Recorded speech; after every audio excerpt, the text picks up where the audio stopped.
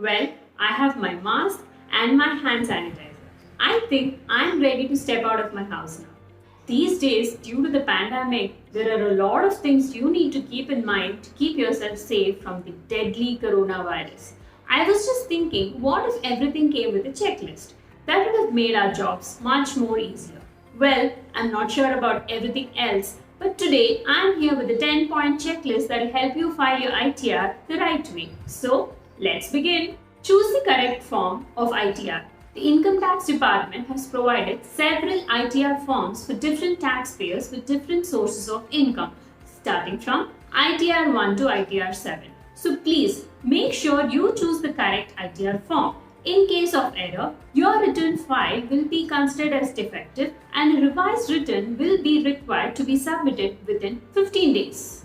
Pay attention to additional columns and schedules introduced for financial year 1920. A new Schedule DI has been inserted to seek details of your investment, deposits, and payments made during the extended period till 31st July 2020 for claiming deduction under Chapter 6A or for rollover of investment in financial year 1920. Make sure you fill up all the requisite details with accuracy. Tally Form 16 with 26 A's. Form 16 is a certificate issued by the employer mentioning the details of TDS deducted and deposited on behalf of an employee, whereas 26AS is a tax credit statement of an employee against his PAN with the Income Tax Department.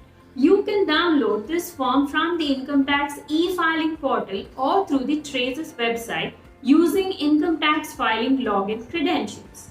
Make sure that the income reflected in Form 16 and 26As match with each other.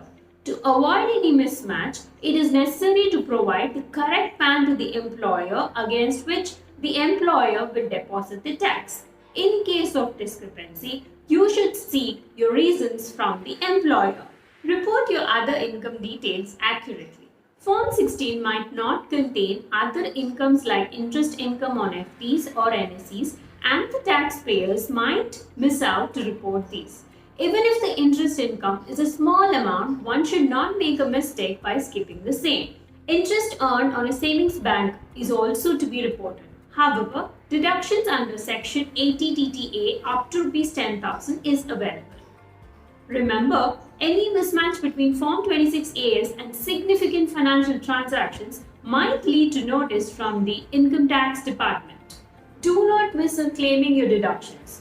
Don't forget that investments made under Section 80C contribution to pension funds under 80CCC and 80CCD, tuition fees of children paid, repayment of the principal amount of housing loan are in aggregate eligible for Rs 1.5 lakh of deduction. In case you have made investments to claim 80C beyond what has been reported to the employer or have made donations under Section 80G, then these may have to be separately reported to claim them. Clubbing of income.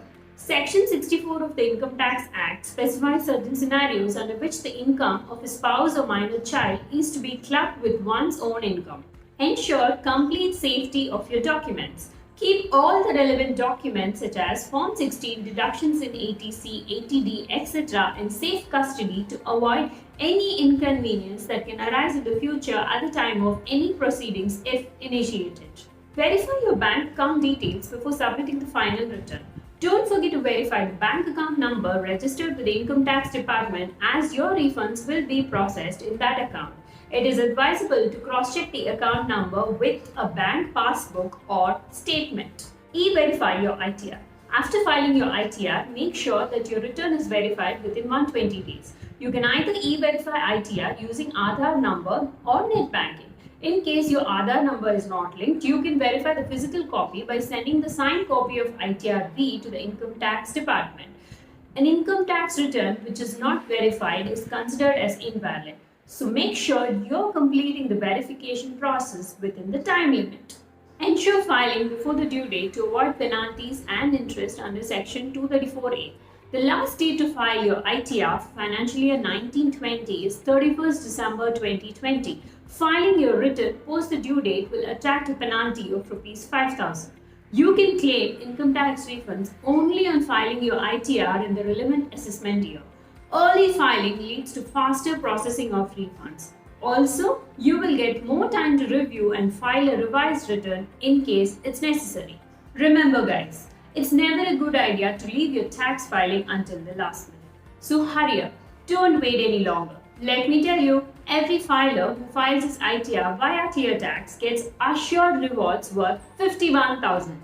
File your ITR with ClearTax for free, and that too in just 7 minutes. I hope you found this video helpful. If you like this video, please do like, share and comment, and do subscribe to our channel so that you get a notification every time we upload a new video.